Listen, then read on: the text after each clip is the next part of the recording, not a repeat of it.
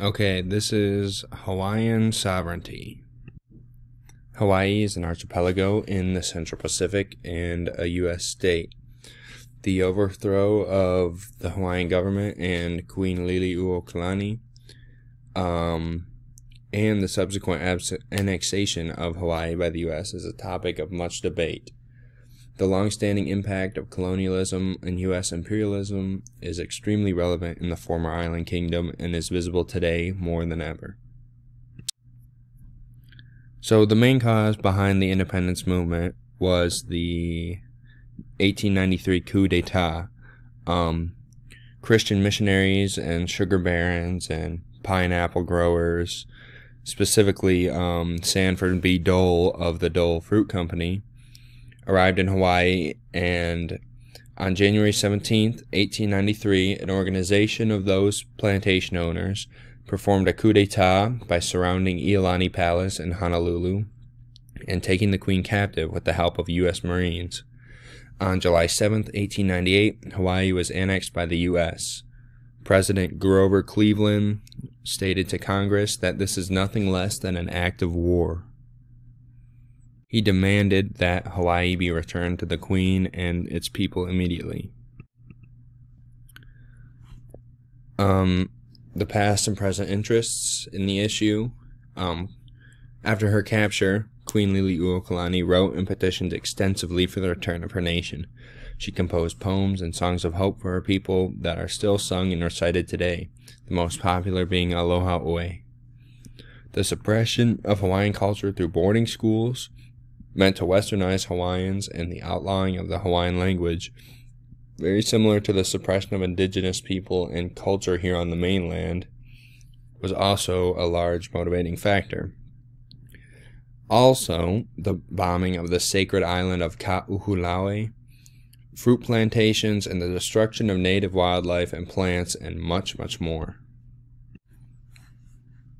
For my thesis statement, Hawaii is a nation of people who never gave up their right to sovereignty and should be free from U.S. influence. There's three sides: Native Hawaiians and opponents of colonialism who advocate for Hawaiian independence. There's government, the tourism industry, and supporters of imperialism who advocate that Hawaii remains as it is under U.S. rule. And then there's select government officials and non-native settlers in Hawaii who want a compromise between natives and the U.S. As for Hawaiian independence, a considerable amount of natives and opponents of colonialism support this on the basis that the U.S. illegally overthrew the Hawaiian kingdom and still occupy Hawaii and bring a whole slew of social, economic, and environmental problems. They claim that the U.S. illegally stole Hawaii from its nationally recognized monarchy. Racist U.S. policy decimated native culture, practices, and language. The profit-driven tourism industry, along with the U.S. military, cared nothing for the ecological balance of the islands and has utterly destroyed native wildlife and coral reefs. U.S. colonialism has devastated the islands culturally, ecologically, and economically. They provide several reasons, such as in 1993, 100 years after the overthrow, U.S. Congress passed an apology bill which acknowledged that the indigenous Hawaiian people never directly relinquished their claims to their inherent sovereignty as a people or over their national lands to the United States. And some Native Hawaiians themselves have said that Native self-government has always been preferable to American foreign government, no matter what Americans believe. The values of this side are the right to self-determination and governance for the Hawaiian people, and freedom from the United States, the preservation and rehabilitation of the island's ecosystem, and eliminating the effects of U.S. imperialism and colonial rule. The experts would be Native Hawaiians who experience these things every day, environmental scientists who see what's going on in the coral reefs and the forests, and leaders of the independence movement are the experts. The second viewpoint is that Hawaii remains as it is under U.S. rule. The U.S. government and officials, tourism executives who profit from Hawaii's relation to the U.S., and supporters of imperialism support this viewpoint on the basis that Hawaii is a U.S. state. They profit from the current status quo, and that Hawaii is a current strategic military base. Those who hold this position claim that Hawaii is a U.S. state and it cannot constitutionally secede from the Union, as ruled in Texas v. White. Hawaii had a chance to gain independence after World War I, but chose to be a state. The United Nations listed Hawaii as a non-self-governing territory, and it was considered a trust relationship whereby the United States had an obligation to promote the political aspirations of the Hawaiian people towards attaining self-government. The reasons for these claims is that it's a strategic military base.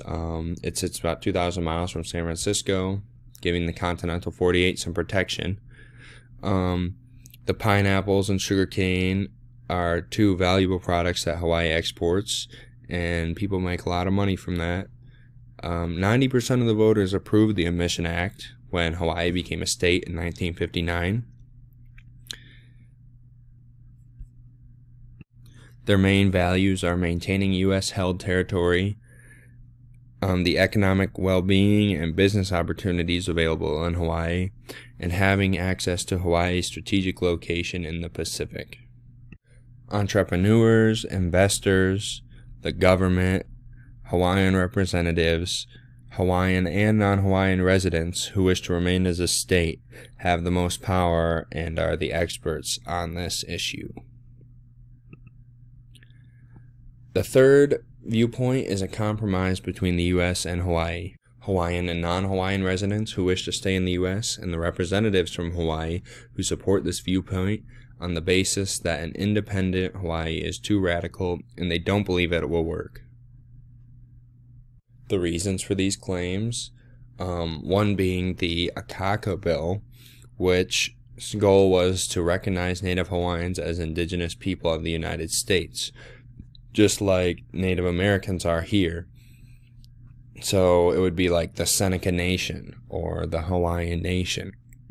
These bills aim to establish a relationship between the U.S. government and a Native Hawaiian governing council that would allow for negotiation, provision of federal benefits, and coordination with federal agencies.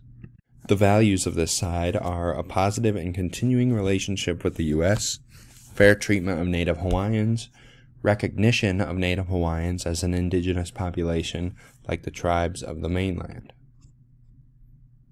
The experts are Hawaiian and non-Hawaiian residents who wish to stay in the U.S., the U.S. government, and representatives working with the Hawaiians, and U.S. senators like Senator Akaka, pictured down here in the bottom right.